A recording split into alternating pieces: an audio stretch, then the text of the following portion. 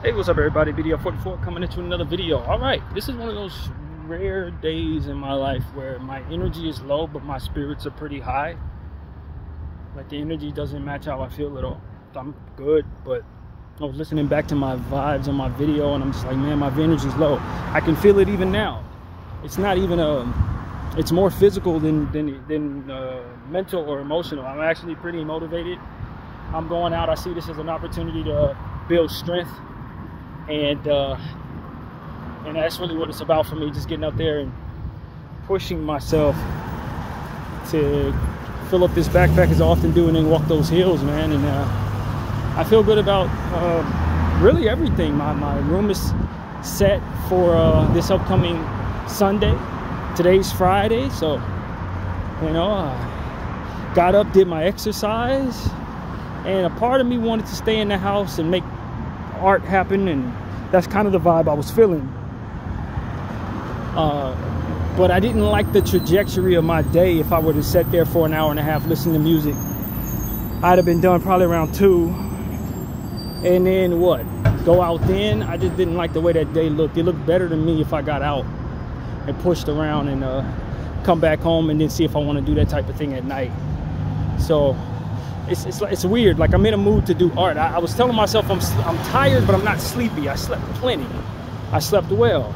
So if I were to lay down, I don't think I'd fall asleep. I'd just look at my phone and just sit there, you know what I mean? That kind of thing. So it's like, I don't know, the way that I'm feeling right now, the best option was probably to just get out, fill up my backpack. I got to buy some more body wash, so that's going to put some nice weight in my backpack.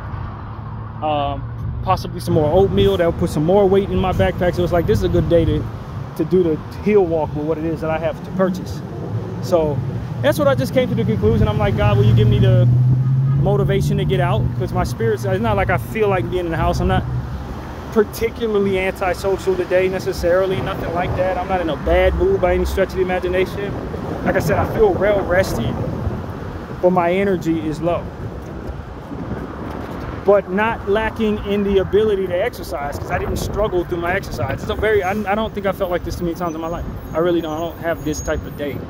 If I have a day like this, if I feel that way, either I really am tired, sleepy, want to lay down, or I'm, you know, feeling sad or some type of depression for which I haven't felt in a long time. You know what I mean? So this don't make no sense, but you know, I'm just lacking in an upbeat presentation, despite feeling pretty dang good, to be honest with you. So yeah, man, I just figured I'd walk it off and see what comes of my day. It's cooled off some. Last time I was out here was like 95 degrees. Right now it's probably about 10 degrees less than that. So I'm definitely happy about that. And you know what I mean? Just walking around, trying to get some exercise in the body and get the spirits flowing and make a Friday out of this. I was able to say hello to my buddy there at the front desk. She seems to be busy and having a good day so far. And so that's always a positive for me as well. And you know, just looking forward to what the day holds, man. I've been what was last night for me? I watched the game, I believe it was. Was that, I can't remember if that was last night or the night before. Oh, yesterday I did laundry. I don't think there was there a game last night? I can't remember if that was last night or the night before. I honestly don't remember. I think that was Tuesday. Thursday was a game. Yes, there was a game yesterday. This was the Cooper Flag game. Yeah, the Lakers played them, lost that game. I was a little frustrated with that. Yeah. So these days are starting to bleed together. I've been so busy this week. I think that probably has something to do with how I'm feeling. It's just, you know, I'd had some days throughout the course of the last month or so where I'd spend a day here in the house, a day there, go out, walk hills, but not too many consecutive days where I'm going out actually moving around and doing what I need to be doing. And I was able to benefit from a hefty schedule at the top of this week. Really ain't had a chance to really sit in the house and just chill since basically Sunday. So with this being Friday, it's been a long week, but not a bad one. Not really, just a lot of hustle and bustle, a lot of moving around. And so, you know, I figured keep that going? Why slow that down today? Yesterday I stayed in the house to a degree, but still had to go out and grab some things from Target. Still did laundry, so it was things being done yesterday. I did a couple art pieces. I didn't think anything really that great. Kind of in an art slump in a way over the last 2 days. But you know, it is what it is. Just continuing to just do it, and you know, some eras are better than others. You come up with better pieces than others. This happens to be not my greatest week for art, but you know, like I said, I feel like doing it now. I'm pretty sure if I would have did it now, I probably came up with some better stuff. But just the same, you know, it feels good to get out. I think the air was probably going to do me better justice. So yeah, man. What else is going on? I've done a lot of praying, of course, praying a lot to the Lord. Very thankful that I haven't been seeing some of the issues with my stomach, even though I've had some issues, but nothing like I had been complaining about to start the year. My diet is under control. That's really what it is. So it hasn't been giving me some of them problems. And so I've been very thankful for that. I've been working on my arms a bit more this last week or so. I've been incorporating a lot of arm curls. So I'm glad to see the results of that starting to pop up. And really motivated to just kind of work on that aspect of my body a bit more. You know, continuing everything that I've been doing. So, you know, consistency and maintenance, and hoping that it pays off in the long run for everything that I'm trying to do in this era of my life. So, you know, this has been good. It's been good. Like I said, I'm not in bad spirits. I'm really not. I think if anything was bringing my spirit down in any way, it'd just be the stuff I'm seeing in the world today, man. Same stuff we always talk about every day. Same thing we ask the Lord to give us the ability to endure and vision and witness without crumbling, which is genocide and all the stuff that's going on in this country with ICE and stuff like that. There's just a lot of that happening everywhere, and there's a lot of footage. You know, we're in the era of footage, so you witness it. You don't just hear about it and hear people's testimony. You got people holding cameras to every incident. So I'm seeing a lot of footage, man. A lot of devastating and callous footage. And you know, I try not to be a bitter person. I try not to allow it to make me worse, or have me thinking this is the first time anything like this has ever happened in the world. Like, people have always harmed people. People have always looked to step on other people to make themselves feel better. It's a human deficiency, and it rears its ugly head once again. And in this era of footage, we see the ugliness rather than just hear about it and experience it in our own lives when it's pointed at us. And so it just allows for me to appreciate the blessing that comes with being raised by a peaceful mother, you know, peaceful environment that allows for the love of a stranger, and for the idea that humanity is something to value. Just as many people were raised to believe that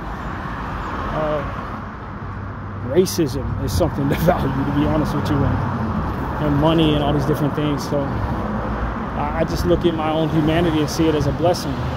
I look at my own desire for, you know, peace and freedom for others as well as self as a privilege to live in a brain where that's the case. I don't wake up in the morning and think about how I can judge somebody else or make them feel worse in order to empower myself. I think that that's a deficiency of the mind, and I think a lot of people are inflicted with it without self-awareness to know that they're like that, and or they have religion enabling them to continue on that path, or a lack of faith that enables them to not be held accountable. Nothing governs their souls. And so I think about the privilege of that. I often give myself a couple seconds to say, man, I've been blessed with something that a lot of people don't have, even though I don't have a lot of money or, you know, a lot of things that would make my life what we would call in modern times very stable. What I was blessed with was a decent upbringing that allows for people to be themselves in my presence, and allows for me to have confidence that standing up for what I believe in is something to be proud of. That's something I'm very much thankful for. There's a lot of people who go with the status quo and are comfortable with seeing people suffering in their faces and only think about themselves, only think about what they're responsible for when seeing these things. And I'm thankful that I was raised to revere resistance. My mother said good things about the Black Panthers, you know what I mean?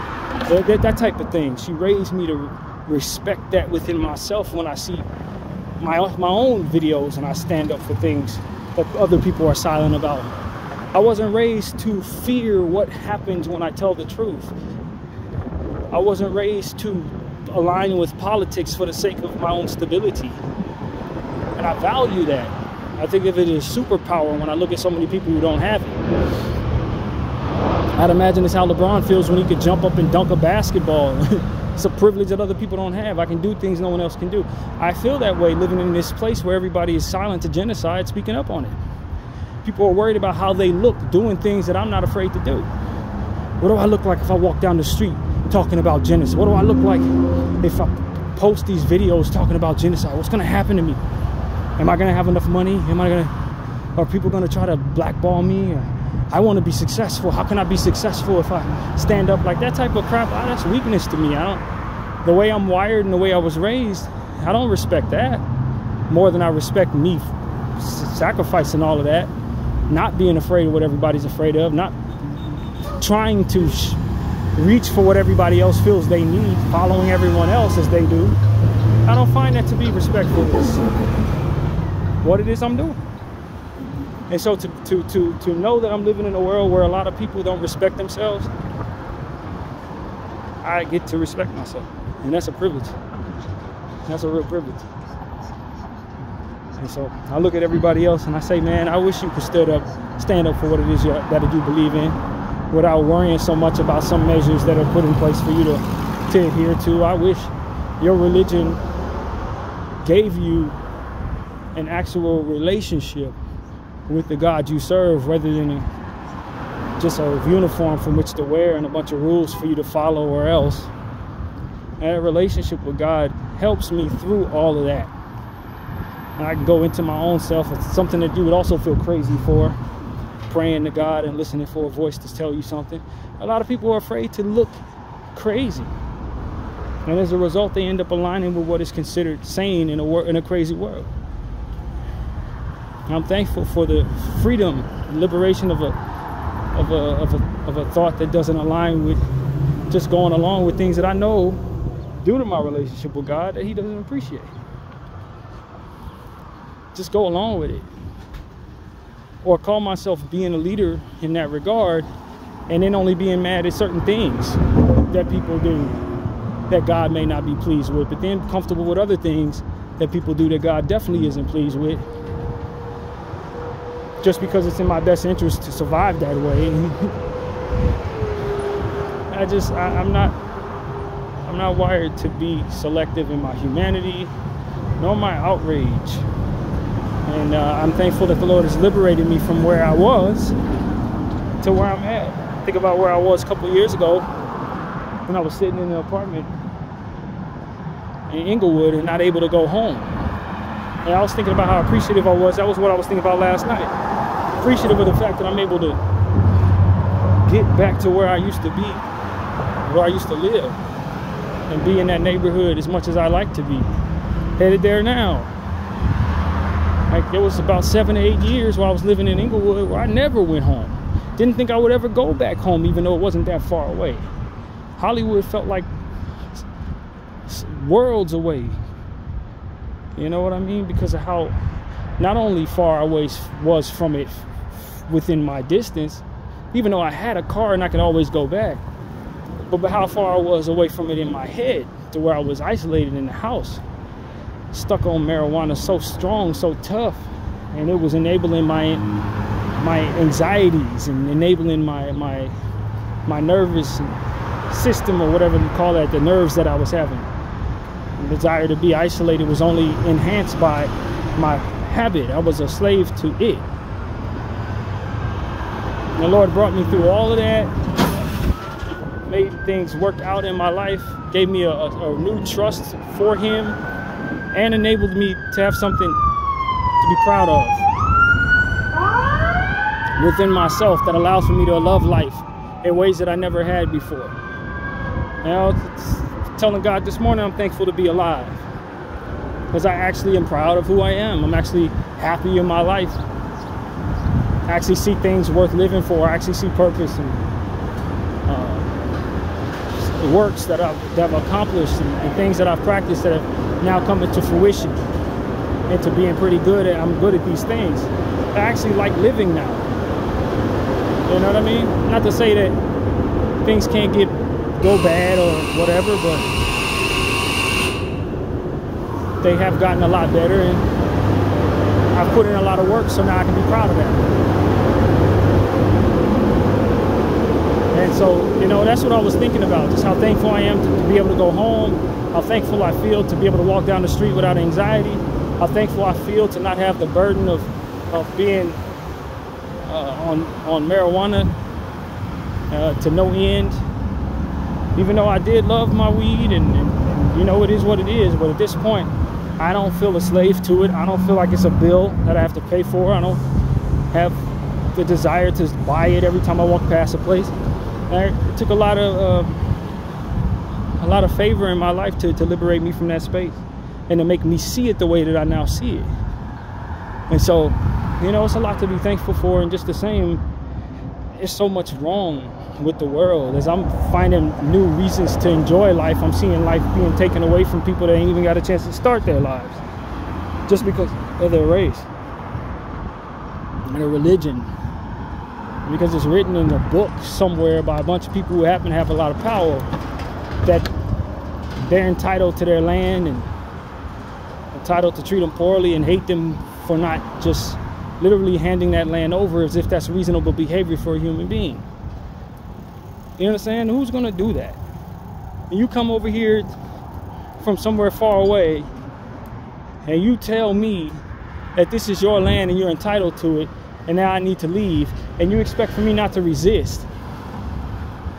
Then when I do resist, suddenly you hate me so much like I've done the worst thing to you, and now because you've made an enemy with me, you're terrified of me. So now you feel like you have to go through drastic measures to protect yourself from me because you've done horrible things to me in fulfilling your entitlement to whatever degree you feel you are deserving. I think that right there never leaves these people who are in the crosshairs a chance, man. They never had a chance. These people wigged out in a million different ways, and then from there are now supposed to just have the right to just annihilate these people based on their own psychopathic, religious, extremist, selfish, racist ideology. You know, while I'm starting to love my life, I'm starting to see people lose theirs every day. And so that's what it is I'm seeing in my life. I'm looking around, 40 years old, personally, getting ready to turn 41, very thankful for the energy that I have in my life, but I'm also witness to genocide in my phone every day. And what makes it harder to stomach is the indifference to everybody around me in regards to it. Even people that I know trust me on everything but that. When I tell them, hey, this is what I see, this is what's going on, this is who's doing it, I get resistance from people I know and trust the most. People who I wouldn't even be where I'm at if it weren't for them. So when you talk about, you know, why my energy may be low today, it's because I got all that conflicting stuff going on at once. It's exhausting. You know, I saw something that's probably subconsciously catering to whatever it is that I'm feeling. I saw a headless baby yesterday. Headless. Its mother was pregnant, 9 months pregnant with the baby, and some type of metal of some sort in Gaza, likely shrapnel from a bomb, pierced through her stomach and decapitated her unborn child. Literally. And this, what they showed us, was the result. Zoomed in. I mean, it looked like a little chicken. It looked like a chicken with its head cut off, like a chicken. And what bothered me was that my stomach didn't turn. I didn't get a sick anxiety about myself or an overwhelming amount of emotion or none of that. I didn't feel nothing. Like I said, it looked like a chicken. And that understanding that this is what has come of seeing 643 days of this, just made me understand that, like, yo, this has done something to my psyche. It's changed me for life. I will never be the same human being. This is not a normal reaction to this type of vision, to this type of image. We talk about PTSD and different things that people see in war. I don't know that it's the same thing because they see it up close, they smell it, all their senses are affected by this. But the things that I've seen have screwed up my mind forever. It screwed up my mind forever. And I think people's behavior, as I said, the dystopian behavior and the lack of concern from the people around me brings about a different layer of a different kind of trauma. It really does. I think that is compounding the trauma, because now when I look out to express it and tell people this, or the way that I feel like I have to handle it is to not discuss it with some of my closest people for the sake of whatever, however it goes. That environment is a different level of damage that's being done to my psyche. And I'd imagine it's being done to others as well who are watching this, who are concerned as well, who are seeing the same things I'm seeing and don't feel like they can talk to anybody about it. Don't feel like anybody cares. Feel like if you show it to them, what you've seen, it'll do to them what these type of images should be doing to you, and you fear traumatizing others. That's another layer of this psychology. I don't want to send that image to my friends because I don't want to traumatize them. They're not conditioned to see this like I am. They haven't been seeing all of this over and over again every day for 640 plus days. This is the first time they've ever seen something like that, and they will never get that image out of their head. Unfortunately for us, we've already passed the threshold of that trauma years ago. Literally years ago. And this, at this point, you are saying to yourself, this is traumatic. You're not reacting to it in terms of being traumatic, because you're numb to it. You're desensitized dramatically to it. It doesn't bother you. No more than to say this is humanity being slaughtered and you hate it. But as far as it doing that thing that it's supposed to do when you see something like this, when you're not a psychopath, yeah, that part of your brain has been snuffed out. And that's what's happened to me. That's what's happened to all of us who've been watching this genocide, seeing these damn images all day, every day. All day, every day, man. You follow as much of this stuff as I do, that's all that you see in your news feed. And so that's what I'm trying to get people to understand. It's like, those of y'all who are not paying attention to what it is we're paying attention to have zero idea how this is affecting the people who are. If you're wired the wrong way, it could trigger you into becoming something you're not. Maybe it'll do that to some new people who see this stuff and start going down that path of trauma, which is another reason why I'm not so comfortable sharing the images that I see. You don't know what you're awakening people. It's a whole new level of psychology that's going unchecked because of the presence of the politics for which we're supposed to adhere to. It says that Israel has a right to defend itself. So therefore, these are the measures they take to defend themselves. So therefore, everything that comes down from that trauma is irrelevant because this is due.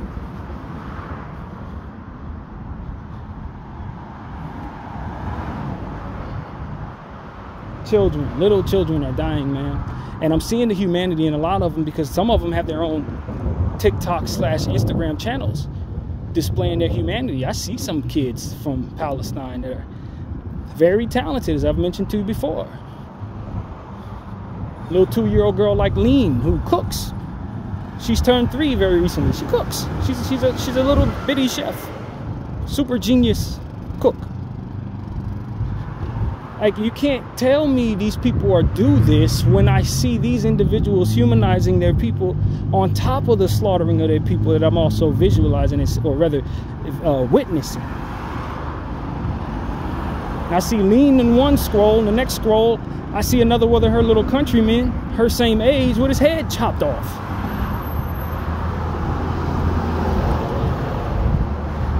And all I can think of as myself is, this ain't even a fourth as bad as what it is that they're going through, because they're there and they're living through it. And these are their family members and their friends and their people, their neighbors.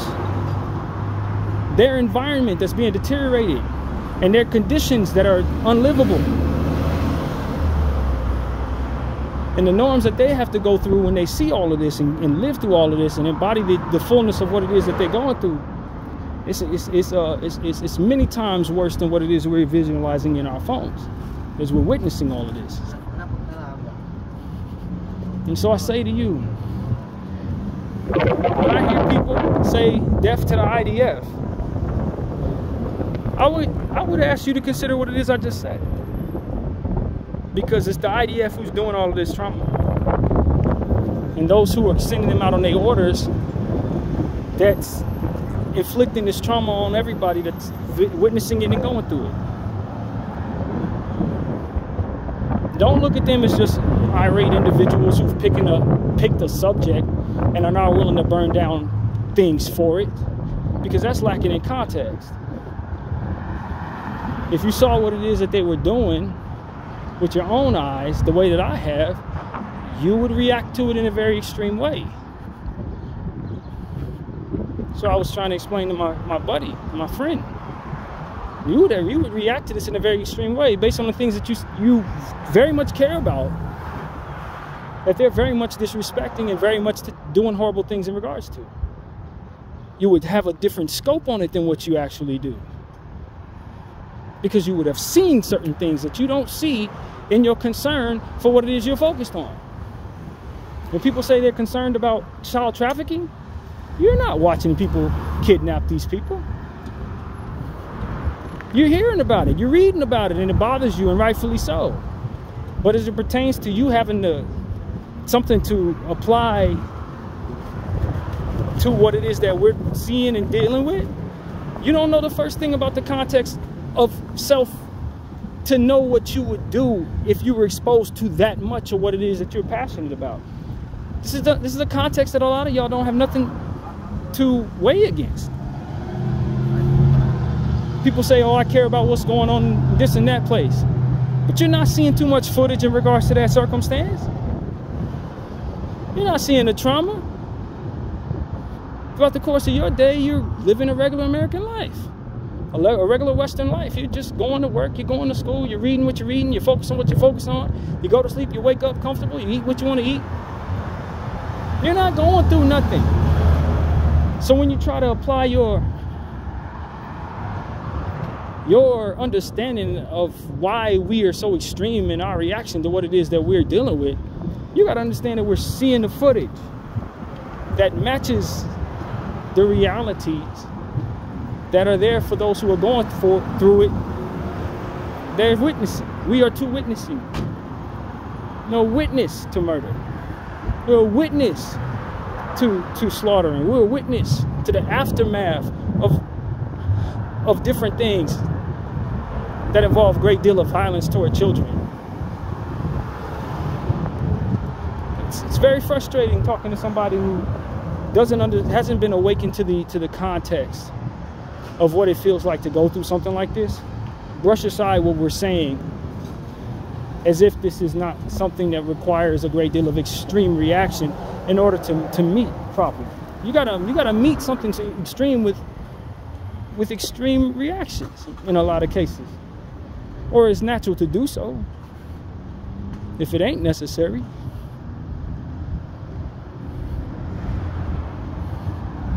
You know, I said, God, I'm thankful I have a relationship with God, man, because he can help navigate me on how to move forward with all of the reality of what it is I'm dealing with. And it gives me the hope that these people that are going through that may be able to as well. They just move forward, you know? Because you're never going to look at the world the same. You're never going to see violence the same way. You're never going to look at a dead body the same way.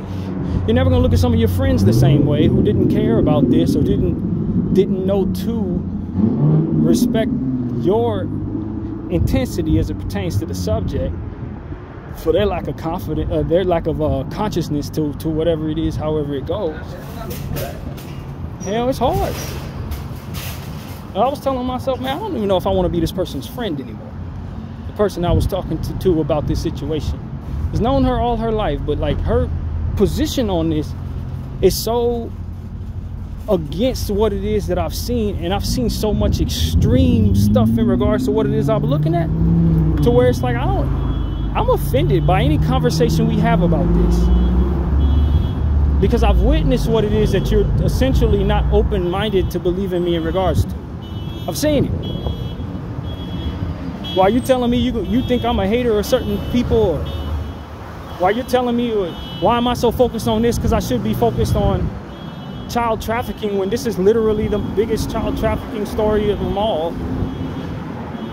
Like, it makes you just say, yo, I know this person's in the dark, man. I know they're in the dark. And if they were awakened to what it is I've seen, if they were forced to be subjected to what I've seen, as much of it as I've seen, it would change everything they have to say right now.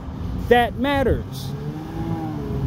And just like many people have been taught to, they don't know how to meet someone in respectful ways that allows for them to present themselves and what it is they understand versus the enlightenment that they're faced with when they're seeing someone who's enlightened telling them about something.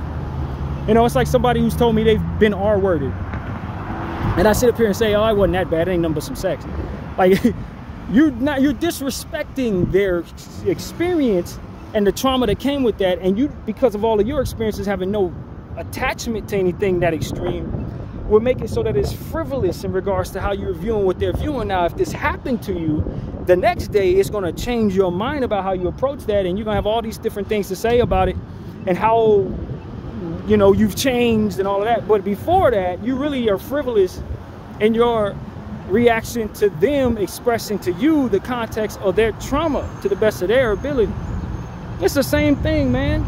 It's the exact same thing in this regard. And I'm sure a lot of people who are faced with this, who are having conversations with people that are still in the dark, who haven't gone down the rabbit hole, so to speak, who haven't seen one image, who are listening to nothing but Zionist media tell them about everything that's going on, of course they're reacting the way an average American is going to react.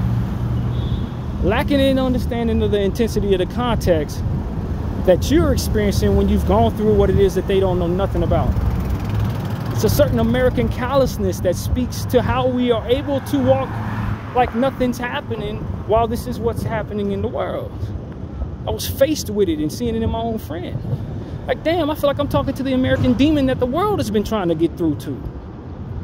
That doesn't care about anything, that thinks it understands everything, arrogantly wrong the whole way through. Having done half the homework and comfortable with what it is that they haven't done homework on, and then saying, yeah, we know, and you don't, or I know, and this is my point of view, and it matches your experiences. Like, no, it doesn't. No, it doesn't. And you sound real callous. And you sound ignorant. Loud and wrong. And how do you go forward with somebody like that, especially when they're not willing to go down that rabbit hole with you? When you send them something, maybe they look at it, maybe they don't, right? But they still gonna talk you down until they get that experience, until they see what it is that you've shown them, and then it's like, oh my God, I get it now. And when they get it, you feel great about them because you know who they are. But while they're not in the light, boy, does it become a situation where you're not really certain if you can be their friend. You're not really certain if they're gonna be somebody that you can communicate openly with as much as you used to, because they're going to offend or they're going to be irritated by what your point of view is. They're going to draw a line in the sand based on their ignorance. And you've seen too much. So that's what I've kind of been going through, man. It's not nearly as bad as what those people who are in that situation are going through. But for the sake of my own mental health, figured I'd give you that perspective again. And as I've talked about it before in the last couple of days, it's rather frustrating when you bring this stuff to people that don't know to care. And then they show their arrogance and their ignorance with a lot of confidence. It's very insulting, to be honest with you, based on what it is you've seen and how you went through whatever you went through. Last thing you want to hear is somebody loud and wrong telling you they know what it is that you've been through, or that you shouldn't be that serious about something they don't know the first thing about. You know, it's tough, man. And it makes me wonder where I've done this to others, if I have. And how many of us are capable of being this way just off the strength of the propaganda that's been placed in our heads as Americans.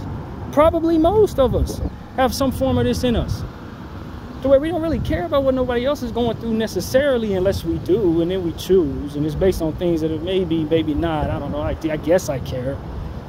But when it comes down to it, I know who you are. You are you, and I've been taught who you are by people I trust. No, I didn't do my homework, but I know you. I've always known you. That kind of thing. It's like, yo, how many different areas and pockets are we actually applying this to our assumption of what we see the world being around us?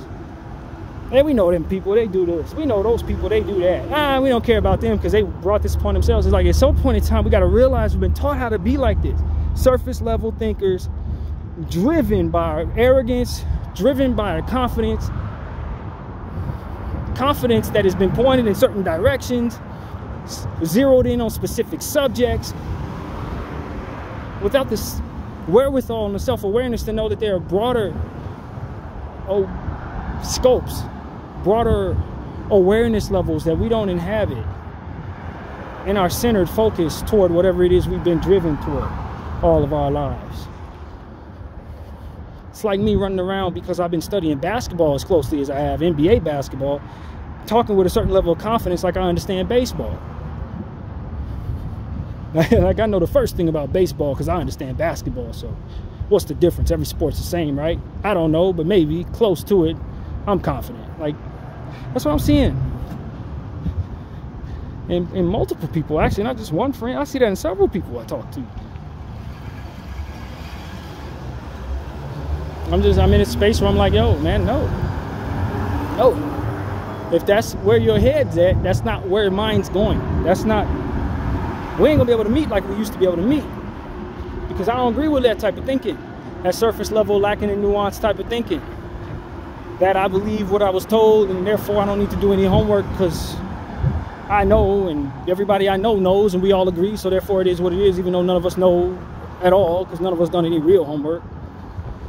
I'm done with that. That's surface level thinking, and I've seen where that now officially goes completely wrong. You understand what I'm saying? Completely wrong. And I'm seeing the result of many people thinking that way and how it creates so many problems for other people. You know, America's getting a taste of it though in the areas that they actually care about. Because Lord knows Americans don't care about nothing going on outside of these walls of this American bubble. But now we're seeing what's going on with this ICE thing. Suddenly people are growing a heart for people who are being attacked by ICE.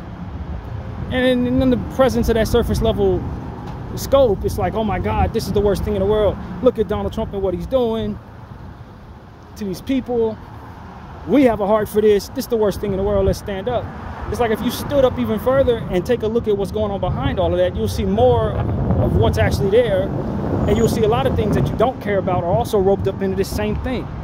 You know, the same people that are doing this to those people are doing this to these people of whom we're telling you to pay attention to and you don't care anything about.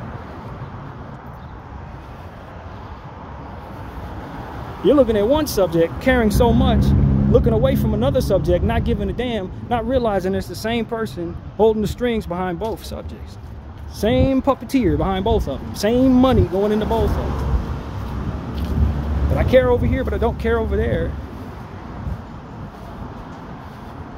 It's like if y'all just stop being so selective in your concern, you will find out how webbed everything is. The things you care about versus the things you don't, They're being done by the same people. And they're using your money to fund both of them. And they're using your indifference and your support and your ignorant, loud arrogance as a mean of justifying all of it. And continuing to keep people flowing in the different directions instead of being aligned on the bigger picture that's taking place behind all of it. And the sooner we get to a point where we understand that, the sooner we can break we can snap the strings on that puppeteer. You understand what I'm saying? So that's my thing. I'm tired of collective American selective outrage. I'm sick of it. If I'm being honest with y'all, I'm about done with just the entire collective thought. Us versus them. Now, most of us have heard of the idea of divide and conquer, are seeing how divided we are, understand that we've been conquered, but don't understand where that divide is actually something that is enabling that conquering. It's very weird how people can be aware and not aware at the same time. Like they feel it, but they just can't put their finger on what it is that's going on, even though it's literally like, if it were a snake, it'd bite them. Just right in their face.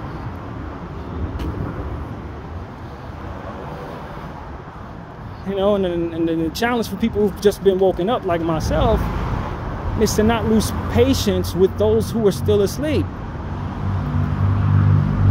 As to them too, when they wake up, not losing patience with others who are then asleep in front of them after they've woken. That's a real challenge. It can deteriorate the entire process. Losing patience with people who are just not awake yet. You know they're gonna wake up.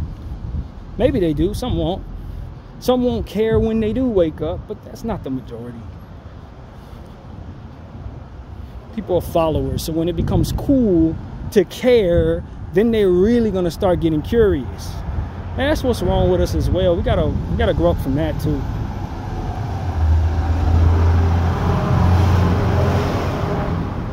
And so the selfish me, I, our, let's go along with whatever makes me the most money, surface level confidence, selective humanity nonsense. I'm officially at a point where I'm asking the Lord for strength in order to co-inhabit the land and the earth with me. Because at this point, I just want to leave everybody alone who thinks like that, bro. Everybody. Even if I love you very much, I'm at a point where I'm like, I don't know if I'm in a space based on what it is that I've been dealing with to really deal with you. Just be honest. It's an extreme deterrent to my happiness and mental health to tell people I care about something and to see them say, well, you shouldn't because I'm caring about this. And this is what matters. Stuff like that. Or you're just looking at it the wrong way. We need to be doing this.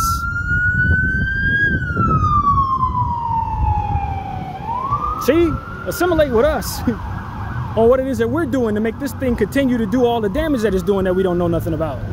You're not doing it right because you're not doing what we were trained to do. Like that type of nonsense, it's really difficult to deal with. At this point for me, it's very difficult. And so that's really what it is, man. If everything were running smoothly, on the up and up, not driven by racism and blackmail and all different types of other weird stuff that's going on out here, then yeah, I say go along with it. Pay your taxes, make your country great, vote, believe in your local circumstances. You could take the money you make and pour it into good things, all of that. It's like if the world was around us were on the up and up, that's exactly what you're responsible for personally. Yes, if you live in a country that the people matter more to the government than money and war, then of course you want to move civilized. You matter in the world, move as you do. In this world, where war is what really makes the money, that's not, the people come third or fourth in the pecking order. They really don't care about us. But we're confused by that because, of course, the psychology of this place is meant to make us feel like everything is custom for us. The whiter we are, the more the world is meant to spin around us. That's literally what this is about. And that is a patronizing, vanity-stroking lie. Because they don't care about you and I, regardless of your skin color, They just care about the money they can make and remaining above the fray. The rest of y'all are goy. Understand this. Bdf 44, I thank you all for watching. Come out.